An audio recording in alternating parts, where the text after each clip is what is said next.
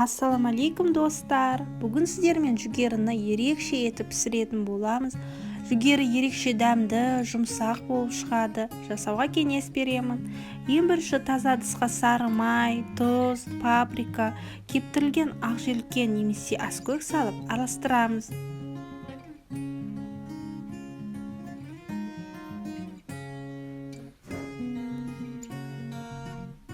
Тұздығымыз дайын. Енді фольгаға жүгеріні қойып, дайын болған тұздығымызды жағып шығамыз.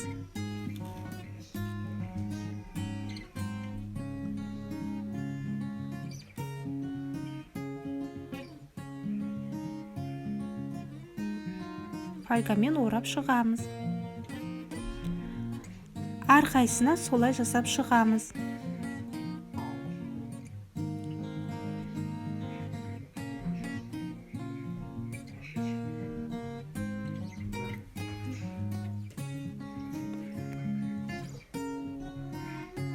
Пеште 200 градуста 40 минут пісіреміз.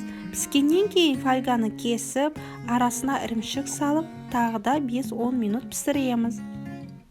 Дайын. Астарыңыз дәмді болсын. Сіздермен болған Фатима Алдияр.